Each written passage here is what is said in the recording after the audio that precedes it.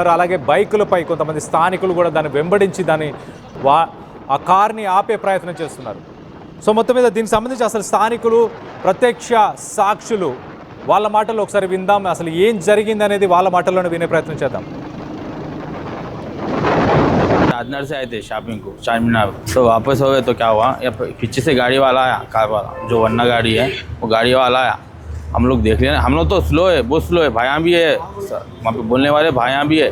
हम लोग क्या थे, क्या कैसा आ रहे थे, कौन स्पीड में आ रहे थे, एकदम मार दिया. अपनी मेरे को मार दे के मैं नीचे गिर गया, 3 पलटी भी खाया. मैं 3 पलटी खाने के बाद हमारे भाई को भी लगी गाड़ी, वो गाड़ी भी नीचे गिरी, वो भाई को भी मार लगा.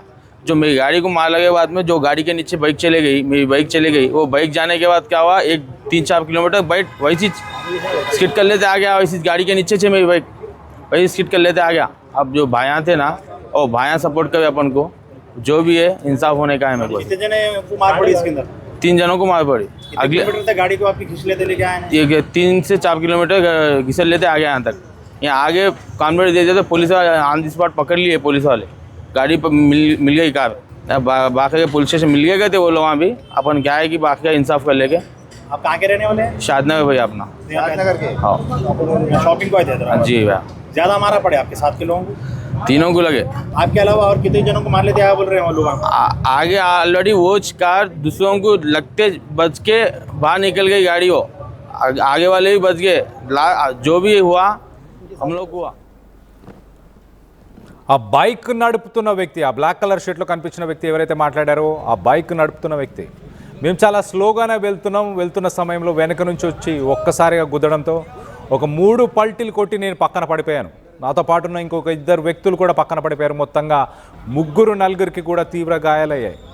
మేము పడిపోయిన తర్వాత అక్కడ స్థానికులు ఎవరైతే ఉన్నారో వాళ్ళే, అక్కడ స్థానికులందరూ కలిసి ఆ కార్ని వెంబడించారు. ఇటు పోలీసులు కూడా ఆ కార్ని స్వాధీనం చేసుకున్నారు.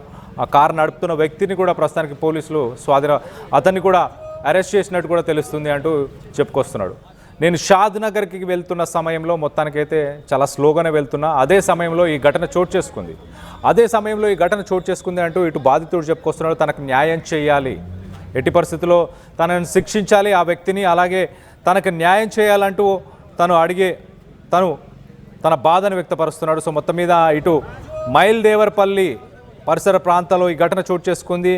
నన్ను గుద్దేసిన తర్వాత నేను 3-4 పల్టీలు కొట్టిన తర్వాత పక్కన పడిపోయినాక ఆ బైక్ని ఆ కారు అలానే లాక్కుపోయింది. మనం ఆ కారుకి సంబంధించిన విజువల్స్లో చూస్తున్నాం. ఆ కారుకి సంబంధించిన 2 టైర్లు పంచర్ అయిపోయాయి, ముందున్న బంపరు విరిగిపోయింది, అక్కడున్న రేడియేటర్స్ మిగతా చోట్ల నుంచి. ఆ కారు మనం చూస్తే కనుక విండ్షీల్డ్ మెయిన్ గ్లాస్ కూడా పగిలిపోయింది. అంటే ఈ ఘటన జరిగిన సమయంలో ఆ వ్యక్తి ఆ విండ్షీల్డ్ మీద పడి మరి పక్కన పడిపోయాడా, మొత్తానికైతే ఆ విండ్షీల్డ్ కూడా పగిలిపోయి ఉంది. దాన్ని ఫాలో చేస్తున్న వీడియోస్ని కూడా మనం చూస్తున్నాం. చాలామంది స్థానికులు ఎవరైతే ఉన్నారో ఆ కార్ని ఆపే ప్రయత్నంలో వీళ్ళందరూ కూడా దాన్ని ఫాలో చేయడం జరిగింది. దాదాపు ఒక 2-3 కిలోమీటర్లు మనం చూస్తున్నాం. వైట్ కలర్ ఒక టాటా సుమోలో పోలీసులు కూడా ఆ కార్ని వెంబడించడం. సో మొత్తం మీద పోలీసులు స్థానికులు అందరూ వెంబడించి ఆ కార్ని పట్టుకున్న తర్వాత ఆ కారులో ఉన్న వ్యక్తులు మద్యం మత్తులోనే ఈ ఘటనకు పాల్పడినట్టు తెలుస్తుంది. ఆ వ్యక్తులను ప్రస్తుతానికి అరెస్ట్ చేశారు. ఒక్కసారి దీనికి సంబంధించి మరింత అప్డేట్ తీసుకుందాం. మా ప్రతినిధి నిర్మల ఉన్నారు. నిర్మలతో మాట్లాడి లేటెస్ట్ అప్డేట్ తీసుకునే ప్రయత్నం చేద్దాం. నిర్మల, చెప్పండి, ఈ ఘటనకు సంబంధించిన బాధ్యులు ఎవరైతే ఉన్నారో వాళ్ళని పోలీసులు పట్టుకున్నారా? వాళ్ళ పరిస్థితి ఏంటి? ఎస్ కళ్యాణ్, మరి ఈ కేసుకు సంబంధించి కూడా నిందితులు ఎవరైతే ఉన్నారో ఆ నిందితుల్ని మాత్రం ఖచ్చితంగా పోలీసులు అయితే అరెస్ట్ చేయడం కూడా జరిగింది. మైలాదేవరపల్లి పోలీసులే వాళ్ళని అదుపులోకి తీసుకోవడం జరిగింది. వాళ్ళని రిమాండ్ కూడా తరలించబోతున్నారు ఈ రోజు అనే సమాచారం కూడా ఉంది. మొత్తానికైతే ఇది పల్లె చెరువు నుండి చాంద్రాయనగుట్ట వైపు వస్తున్నటువంటి దారిలో ఈ ప్రమాదం జరిగినట్టుగా కూడా తెలుస్తుంది. మరి కారులో ఉన్న వాళ్ళు మద్యం సేవించినట్టుగా కూడా పోలీసులు గుర్తించడం జరిగింది. ఎందుకంటే నిన్న చూసుకున్నట్లయితే ఆదివారం కావడంతో కూడా వాళ్ళు మద్యం సేవించి ఎక్కడి నుంచి వస్తున్నారు అని, వాళ్ళు ఎక్కడికి వెళ్ళారు, ఎక్కడైనా పార్టీ చేసుకున్నారా, ఒకవేళ వాళ్ళు మద్యం సేవించారా లేకపోతే గంజాయి ఏమన్నా తీసుకున్నారా అనే స్థాయిలో కూడా పోలీసులు అయితే ఎంక్వైరీ చేస్తూ ఉన్నారు. మరి వాళ్ళు ఎక్కడి నుంచి వచ్చారనే దానిపైన కూడా నిఘా పెట్టారు. అదే కాకుండా వాళ్ళు దాదాపు 1 నుంచి 150 స్పీడ్ లో ఉన్నట్టుగా కూడా గుర్తించడం జరిగింది. వాళ్ళు మద్యం మత్తులోనే కారు నడిపినట్టుగా గుర్తించారు. కాబట్టి ఇంకొక విషయము, ఈ ప్రమాదం జరిగినప్పుడు దాదాపు ఆపకుండా 2 కిలోమీటర్ల మేర వాళ్ళని ఈడ్చుకుని వెళ్ళినప్పుడు కూడా ఈ ప్రమాదంలో మరి బైక్ నడుపుతున్న వ్యక్తితో పాటు మరికొంతమందికి కూడా స్వల్ప గాయాలు జరగడము, అలాగే ప్రమాదం జరిగిన తర్వాత కూడా కారు డ్రైవరు కారును ఆపకుండా అలా ఈడ్చుకెళ్లడము స్థానికులు గమనించారు. ఈ స్థానికులు గమనించిన ఎడలోనే స్థానికులందరూ కూడా వాళ్ళని ఆపే ప్రయత్నం చేసి చివరికి వాళ్ళే ఆపారు.